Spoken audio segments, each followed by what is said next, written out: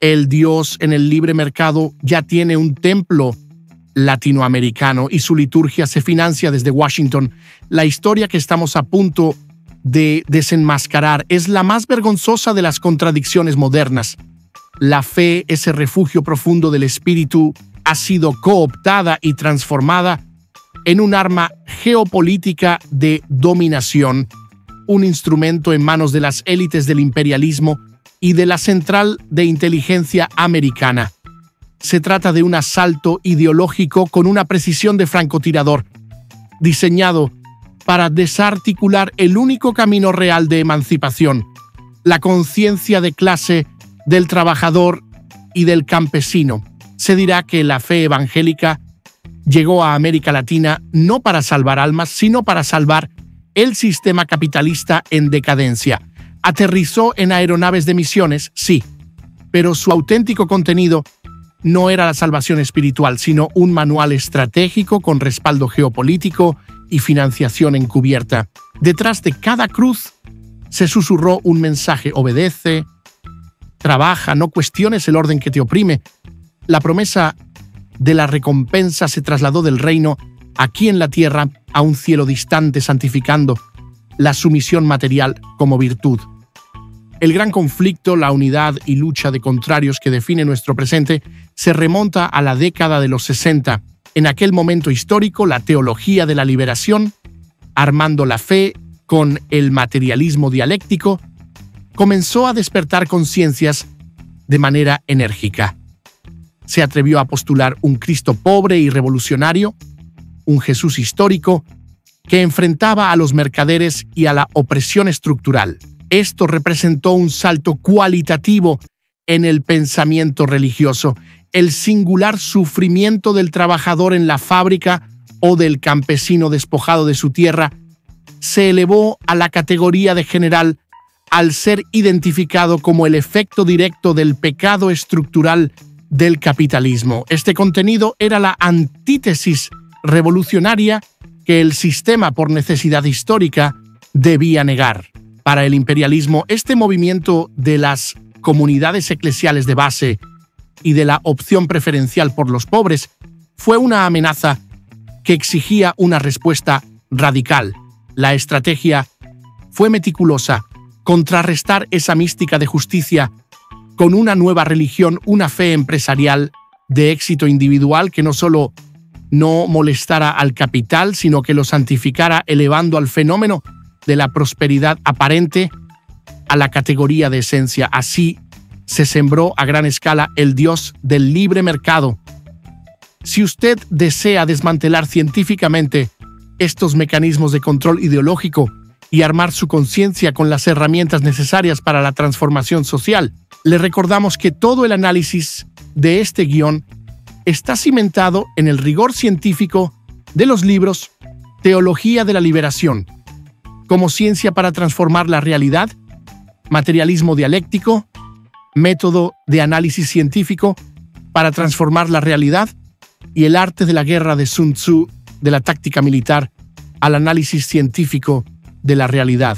Estos volúmenes son la base teórica para la acción consciente y la claridad táctica en la lucha. La esencia del problema no es la fe, sino la hermenéutica. La teología de la prosperidad comete una falacia epistemológica al confundir la forma de la escritura con su contenido material. Se aísla el singular versículo, despojándolo de su contexto de clase y de lucha para llenarlo con el contenido de la ideología burguesa. Por ejemplo, la forma de la promesa de la riqueza es citada, pero se niega enérgicamente su esencia, que es la organización colectiva de la Iglesia primitiva. Este fenómeno de la interpretación idealista es la causa de la obediencia pasiva y del voto del trabajador por su opresor. Esta acumulación cuantitativa de alienación produce el salto cualitativo del poder político de las élites. Las consecuencias de esta estrategia son evidentes décadas después. Se afirma que más del 30% de la población en países como Brasil se identifica como evangélica. Este crecimiento cuantitativo masivo se ha traducido en un salto cualitativo en la política. En las últimas elecciones presidenciales en Brasil, el apoyo evangélico fue decisivo para la elección del exmandatario. Se evidenció cómo pastores dictaban desde el púlpito a quién votar. Iglesias enteras funcionaban como comandos políticos. Lo espiritual se convirtió en electoral y lo electoral en negocio. El fenómeno de las iglesias como estructuras de poder paralelo revela la esencia de su función: ser una fuerza material al servicio de la clase dominante. El caso de Colombia, con un evangelismo que creció con fuerza desde la década de los 90, muestra cómo la acumulación cuantitativa de la fe se transforma en una palanca de poder cualitativo en el tablero político. En las elecciones presidenciales de 2018 y 2022, las iglesias evangélicas movilizaron votos en bloque a través de sus redes clientelares. Se estima que su contribución superó el 1 millón de votos en momentos clave, lo que demuestra que esta forma religiosa es una fuerza material que influye directamente en la superestructura del Estado. El contenido de su discurso político es una simplificación radical de la realidad social, una burda forma que evade la esencia de la lucha de clases. En Guatemala, el patrón se revela con una claridad aún más evidente. Se cita como mandatarios como Jimmy Morales y luego Alejandro Yamatei contaron con el apoyo incondicional de grandes iglesias evangélicas. El resultado es un modelo que se ha catalogado abiertamente como una república teocrática, neoliberal, donde el Estado, en un acto de vergonzosa sumisión, entrega su soberanía económica a las corporaciones transnacionales y su narrativa cultural a los pastores que fungen como agentes ideológicos. Esta entrega de soberanía no es casual, sino una necesidad para el capitalismo global. El efecto buscado es la total anulación de la posibilidad de resistencia por parte de la clase obrera y campesina. Pero el singular mecanismo de esta dominación reside en la hermenéutica de la fe. La teología de la prosperidad sobrevive porque se disfraza de interpretación bíblica rigurosa, al tomar la forma literal del texto y negar enérgicamente su contenido materialista e histórico. El trabajador y el campesino evangélico, al buscar la verdad en la Escritura, es atrapado por una trampa epistemológica. Por ejemplo, la teología de la prosperidad toma la forma de la promesa de recompensa, citando el Evangelio de Marcos, y la llena con el contenido del individualismo burgués. Niega el hecho material de que la promesa de 100 veces más estaba condicionada a haber dejado todo seasas, tierras, familia, y a ser parte de la comunidad primitiva que practicaba la distribución colectiva de los bienes. La esencia de ese pasaje es la organización socialista de la clase de pobres, no una cuenta de ahorros. La ingeniería geopolítica detrás de este fenómeno es meticulosa y sigue el rigor de una aplicación militar del control social. Primero, la entrada de organizaciones no gubernamentales cristianas financiadas desde los Estados Unidos, que actúan como una avanzada de la penetración cultural. Segundo, la saturación del espacio mediático con emisoras de radio que transmiten sermones 24 horas al día, 7 días a la semana. Tercero, el surgimiento de megapastores que, con discursos de éxito y prosperidad, promueven la adoración al becerro de oro. Finalmente, las campañas de oración por la patria y contra la izquierda, que operan como una acción consciente y coordinada de contención ideológica. Se afirma que nada en este proceso es casualidad, todo es planificación, todo es contención ideológica. El nuevo creyente, formado bajo la teología de la prosperidad, ya no cuestiona al patrón que lo explota. En lugar de exigir justicia material aquí y ahora, reza por su opresor y espera una recompensa en el cielo. La lucha no es por derechos laborales o sociales, es una cruzada moral contra el aborto, contra el pobre, contra el comunista. La política se convierte en cruzada y la fe en arma del sistema. La fe se convierte en un arma que desvía la lucha de contrarios real entre capital y trabajo hacia una lucha cultural artificial intrascendente para la esencia del sistema de explotación. El neoliberalismo no se limitó a destruir los sindicatos, también construyó templos, no solo desmontó el Estado social, levantó altares de la obediencia, vendió el alma de los pueblos a un Dios funcional al capital. La clase dominante y las élites locales están encantadas, pues han descubierto un instrumento de dominación sumamente eficaz. Un pueblo que canta, reza y teme al diablo no se organiza de manera colectiva contra el opresor, y si por un milagro se organiza, se le puede acusar fácilmente de hereje. No vino el Cristo liberador, sino el mercado disfrazado de pastor. No vino la fe, sino la obediencia como antídoto de conciencia.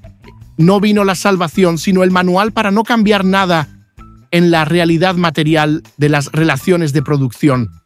La teología de la prosperidad se erige, entonces, como el sincretismo burgués por excelencia, una inversión dialéctica de la pobreza. Al postular que la riqueza es una señal de la bendición divina y la pobreza una señal de la falta de fe o de un pecado individual, esta doctrina distorsiona la relación de causa y efecto mediante una vergonzosa tergiversación hermenéutica. La causa real de la miseria para millones de obreros y campesinos es la relación de producción capitalista que extrae la plusvalía de su trabajo. La teología de la prosperidad niega esta esencia material, creando un fenómeno ideológico que culpa a la víctima por su propia explotación, convirtiendo la necesidad histórica de la lucha de clases en una casualidad individual de mala suerte o falta de oración. Este es el singular engaño que debe ser desenmascarado para la liberación general. El desafío crucial y urgente para la clase obrera y campesina es cómo contrarrestar este mecanismo de contención fenoménico del imperialismo y del capitalismo financiero. La teología de la liberación en su forma original surgió principalmente de la Iglesia Católica a través de las comunidades eclesiales de base. El paradigma anterior de la liberación se centró en la base material y la superestructura de la catolicidad popular. Hoy, la realidad material ha cambiado. Millones de trabajadores de la ciudad y del campo encuentran su conciencia y su identidad singular dentro de la forma evangélica. La pregunta fundamental se vuelve: ¿puede la teología de la liberación trascender su forma original y permear el contenido de las organizaciones evangélicas, negando la forma impuesta por la teología de la prosperidad? La respuesta desde el análisis materialista dialéctico es un enérgico sí. La teología de la liberación no es una doctrina católica o protestante, es una ciencia de la realidad.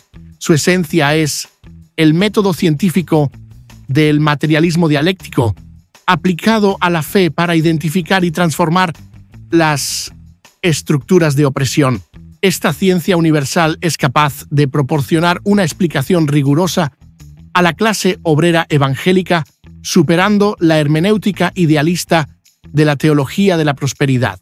Esta ciencia de la liberación no puede permitirse caer en el error de rechazar a los trabajadores evangélicos. Hacerlo sería fragmentar a la clase obrera por motivos de superestructura religiosa, un acto que solo beneficia al opresor.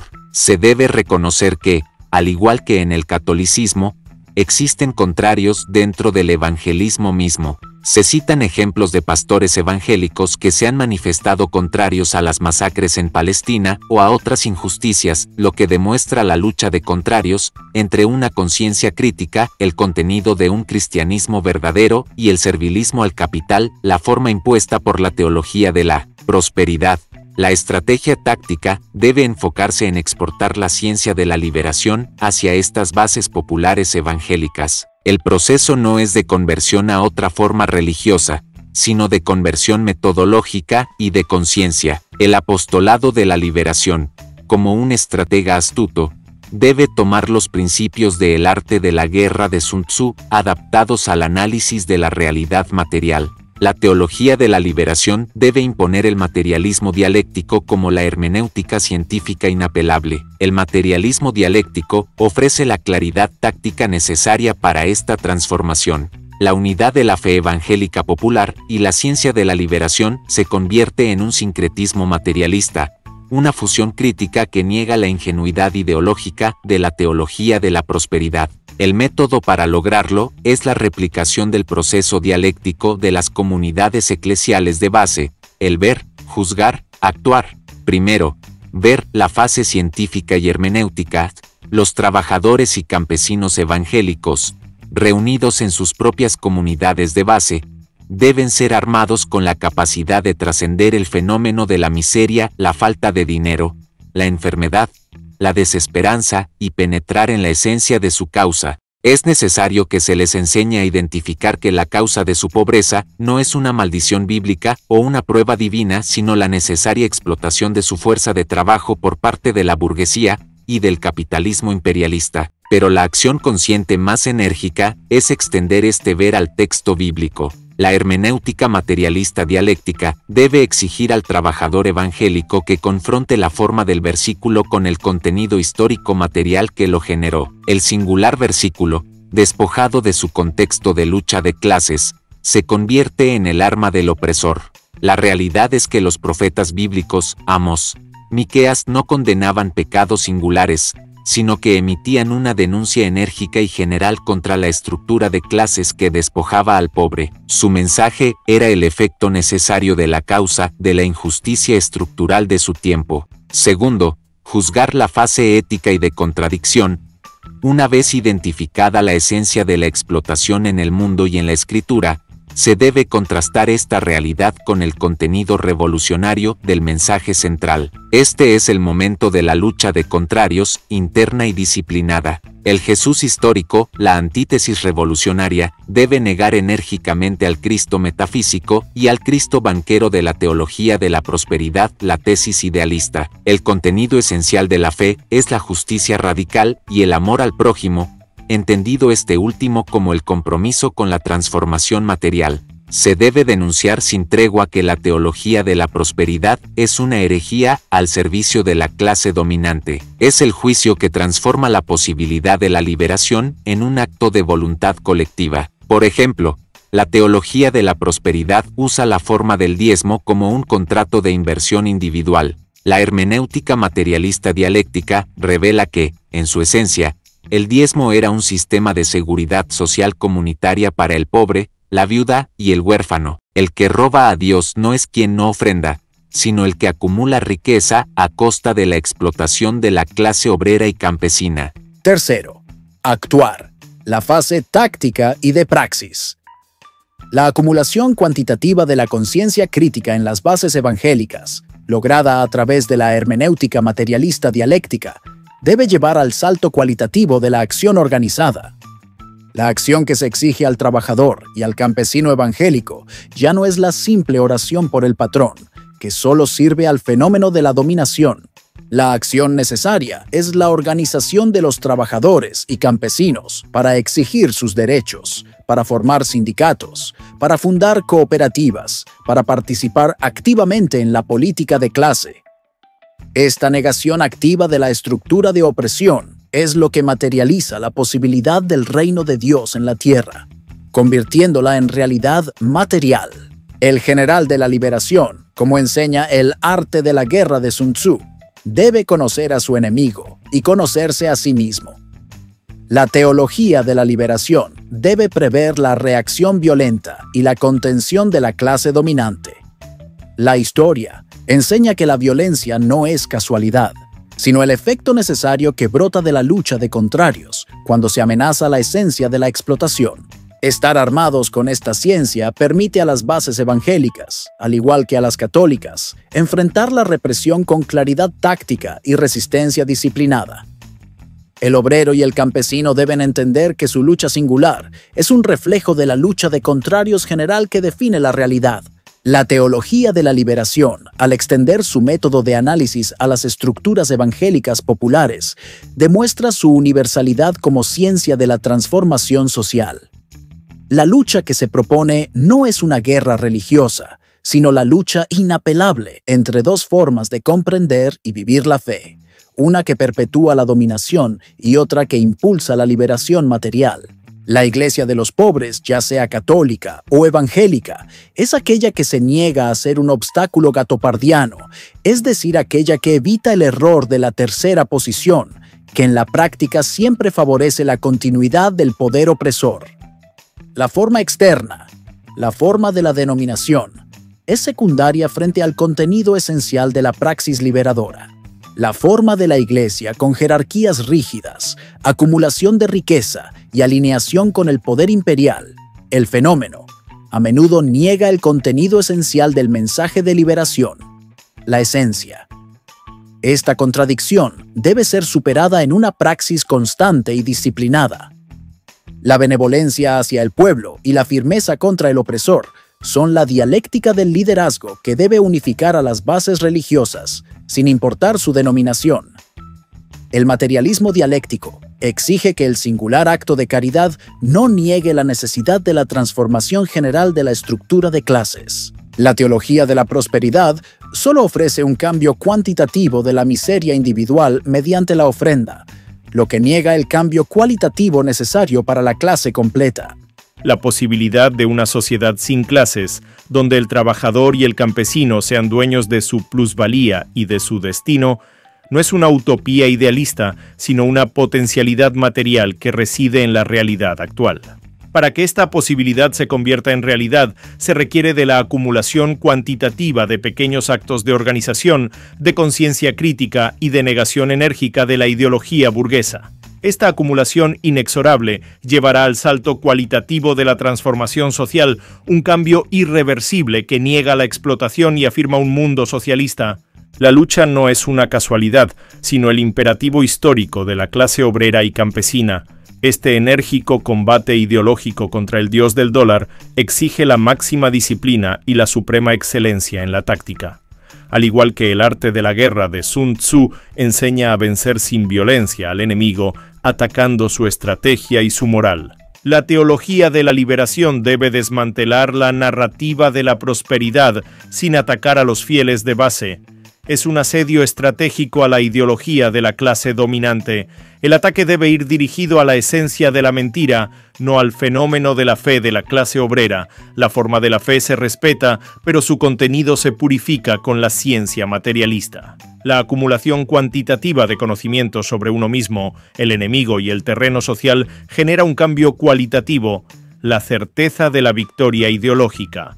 El evangélico que entiende el materialismo dialéctico no solo ve las mentiras del pastor empresario, el fenómeno, sino que comprende la esencia de la explotación que ese fenómeno encubre. En el momento en que un trabajador de base en una comunidad evangélica aplica la dialéctica, la forma ideológica de la teología de la prosperidad se niega y surge la realidad de la solidaridad de clase. La negación de la negación se logra cuando el evangélico popular, que al principio fue absorbido por la teología de la prosperidad, la primera negación del espíritu liberador del cristianismo, niega esa absorción a través de la organización de clase. La nueva realidad no es un retorno a la forma católica anterior, sino una síntesis superior y universal que conserva lo mejor de la praxis evangélica popular, su fervor, su capacidad de organización, y la arma con la ciencia revolucionaria de la liberación. Para el obrero y el campesino, el camino y las leyes de la estrategia son claros.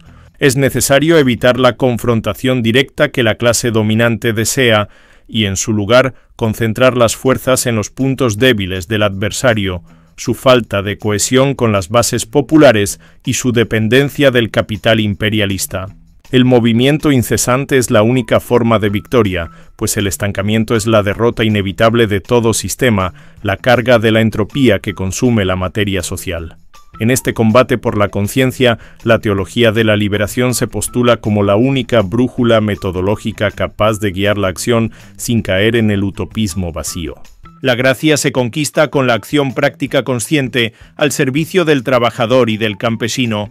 El infierno ahora no es el fuego eterno, es vivir en una nación donde hasta la esperanza paga diezmo al capital que la oprime. Esta es la triste realidad que la clase obrera y campesina está obligada a negar con la fuerza de su organización consciente. La teología de la liberación es la ciencia que proporciona la luz para esta oscuridad ideológica. El mensaje es que la fe, cuando se purifica de la forma burguesa y se arma con la dialéctica, se convierte en el motor enérgico de la transformación estructural y material. La liberación del trabajador y del campesino no vendrá de una casualidad o de una intervención milagrosa, sino de la necesidad histórica que se impone a través de la praxis disciplinada.